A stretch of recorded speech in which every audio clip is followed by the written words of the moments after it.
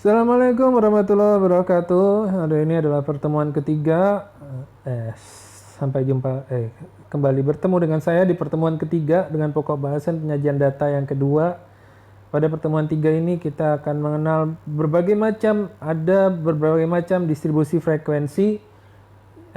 Di sini pertama adalah distribusi frekuensi numerikal. Kalau distribusi frekuensi numerikal itu intinya ya dia mengukur frekuensinya pakai numerical. Numerical itu artinya nomor gitu ya, angka. Kemudian di sini ada distribusi frekuensi relatif, berbeda dengan sama ini bagian dari distribusi frekuensi numerikal. Distribusi frekuensi relatif itu menghitung berapa orang dari 100 orang yang berada di dalam sebuah kelompok klasifikasi kelas. Di sini ngitungnya 0,8. 0,8 didapat dari mana? 4 dibagi 50. 4 dibagi 50 berarti nolnya naik ke atas. Jadi 0,4 dibagi 5. 0,4 dibagi 5 sama dengan 0,8. Kalau misalkan kalian buktikan terbalik, intinya kan 8 kali 5 adalah 40. Kalau misalnya membuktikan terbalik berarti 0,8 dikali 50. Nolnya pindah jadi 5 dikali 8. 5 dikali 8 sama dengan 40. Berarti sama dengan 4. Ya kan? Harusnya di sini bukan 0,8 ini. Di sini harusnya 0,08. Karena dia 0,8 dikali 5 itu sama dengan 4. Intinya gini sih, 4 aja dibagi 50. Berarti 0,4 dibagi 5 sama dengan 0,08 ya. Bukan 0,8 gitu loh. Kenapa dia 0,8? Nah, jadi pertanyaan lagi. Kalau dia mau pakai 0,8, maka di sini harusnya adalah enggak juga. Harusnya kalau dia 0,8 berarti di sini adalah 8%. Kalau mau dikali 100%. Ya kan, di sini 1. Gimana di sini jumlahnya 1, padahal di sini ada 1,8, 1,4. Maaf ini ya, ini adalah kesalahan yang membuat materi e-learning, bukan saya yang buat. Oke. Jadi nanti kamu akan jumlahin semua frekuensi relatif ini dan hasilnya adalah di sini 1. Ini harusnya 0,14, ini harusnya 0,18, 0,24, 0,16, 0,12. Ini adalah distribusi frekuensi relatif. Kemudian kita lanjut kepada distribusi frekuensi kumulatif. Ada dua jenis, yaitu kurang dari dan lebih dari. Kita lihat dulu yang kurang dari. Di sini cara nyarinya gimana? Nah, ini harus tahu karena nanti kita akan membuat UGIF curve. Pertama kita cari tepi bawah kelas dari kelas pertama. 30 dikurangi 0,5 sama dengan 29,5. 40 dikurangi 0,5 sama dengan 39,5. 50 dikurangi 0,5 sama dengan 49,5. 60 dikurangi 0,5 sama dengan 59,5. 70 dikurangi 0,5 sama dengan 69,5. Begitu seterusnya. Kemudian kita cari frekuensi kumulatif kurang dari. Nah, cara nyarinya gimana? Yang kurang dari 29,5 ada nggak? Nggak ada, 0. Yang kurang dari 39,5 ada nggak? Yaitu 4. 39 masuk nggak? Masuk. Kurang dari 39,5 kan 39 berarti dia masuk, berarti 4. Yang kurang dari 49,5 ada nggak? Nah, kurang dari 49,5 ada nggak? Ada nggak? Ada nggak? Apakah itu nilainya 6? Enggak. Ya, bukan ya. Yang kurang dari 39,5 itu ada 4. Tapi yang kurang dari 49,5 bukan 6, tapi 6 ditambah 4. Karena kita kan kumulatif. Kumulatif itu artinya perjumlahan.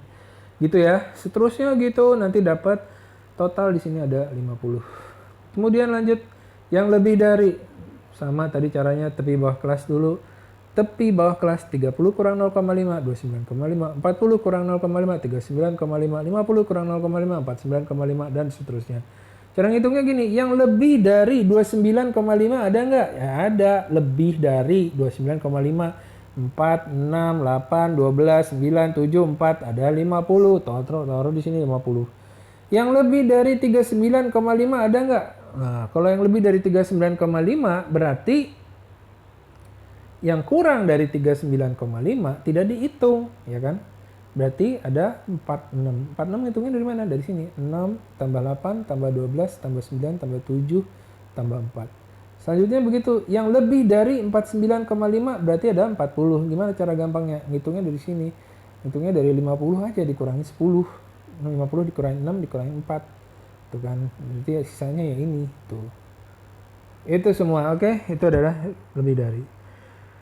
Oke, lanjutnya yang kedua setelah numerical itu adalah distribusi frekuensi kategoris. Aduh, ini sambil tiduran jadi agak keselak. Oke, nah, di sini kategoris itu adalah maksudnya adalah pembagian kelasnya berdasarkan kategori-kategori secara kualitatif. Ada anak-anak, remaja, dewasa, ada 30, ada remaja, anak-anak. Ini nggak ada kelasnya kan, maksudnya dia kan kualitatif. Yang mana anak-anak mana sih, yang remaja mana sih, yang dewasa mana sih. Frekuensinya kalau kelihatan di dalam suatu kerumunan orang, ada anak-anak frekuensinya ada 30. Kita ketemu dengan anak-anak, ada 30 anak. 30 kali kita berpapasan dengan anak-anak, itu frekuensi. Atau anak-anak datang ke toko kita 30 kali dalam sehari. Semuanya anak-anak. Remaja 15, dewasa 5. Itu ya. Kemudian kita lanjut kepada pembuatan grafik. Ini adalah masih masuk penyajian data. Kalau tadi penyajian data dengan distribusi frekuensi, kemudian tingkat lebih lanjut lagi adalah penyajian data dengan menggunakan grafik. Pertama adalah histogram. Gimana sih cara membuat histogram? Caranya gini.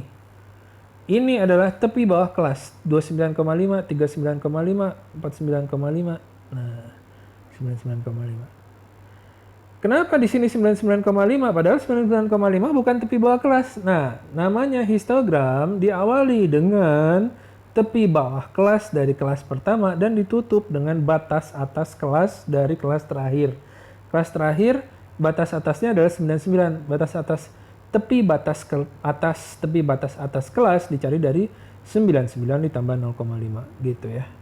Ini dihubungkan dengan tepi bawah kelas dari kelas kedua dihubungkan dengan tepi bawah kelas dari kelas ketiga, tepi bawah kelas dari kelas keempat, tepi bawah kelas dari kelas kelima, begitu seterusnya. Kemudian untuk ini adalah kenapa nih kok nggak ada poinnya sih gitu. Ini adalah penyajian data. Jadi kalau kamu menyajikan data yang bagusnya nih ada kurva histogram, ada kurva polygon, ada kurva pie chart, ada kurva OGIF. Nah, itu adalah penyajian. Jadi kita ini menampilkan yang bagus polygon. Oke ya. Nah, histogram, polygon, lanjut polygon. Polygon gimana cara buatnya? Titik tengah kelas. Titik tengah kelas, titik tengah kelas. Di sini tadi ada tepi bawah kelas ya kan. Kita cari titik tengahnya. Buat garis putus-putus ke atas. Ada frekuensinya 4, titikin. Jadi ini semuanya titik tengah dari masing-masing kelas. Ini semuanya frekuensi dari distribusi frekuensi yang telah dibuat sebelumnya. Kemudian ini ada pie chart. Pie chart ini buatnya begini, ya kan. Ini menggunakan tadi yang pertama, yang kedua yang dijelasin ada distribusi frekuensi relatif. 8% kan, bukan 0,8%, bukan 0,8 tapi 0,08 ketika dikali 100% maka dia jadi 8%. Oke ya. Ini adalah pie chart. Kemudian OGIF curve.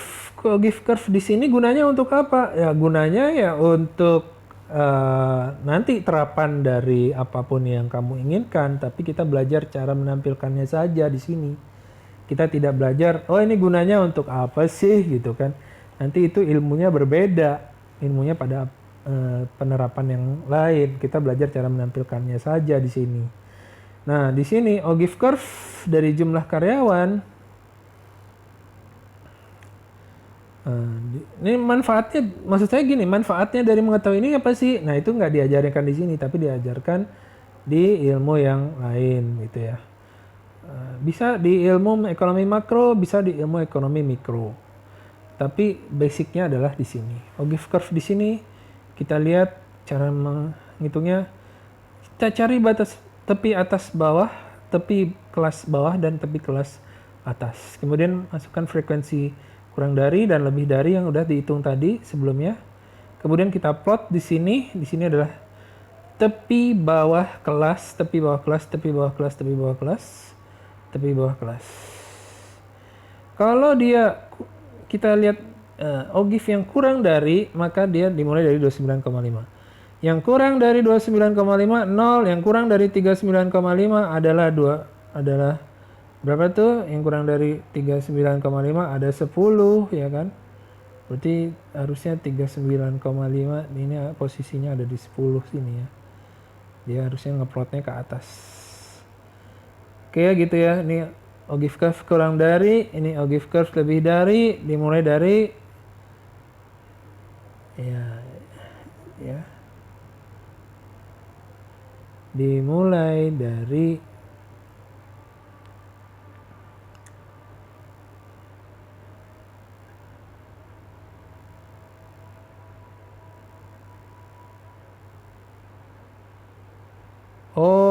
tampaknya di sini yang buat itu juga salah ya.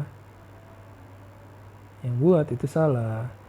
Kurva yang warna biru ini adalah ogif curve lebih dari, karena dia mulainya dari 99,5, frekuensinya ada 50.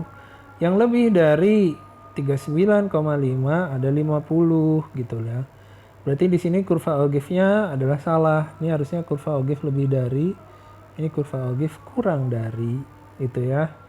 Oke, kamu pelajari, kamu baca. Sekian dari saya. Assalamualaikum warahmatullahi wabarakatuh.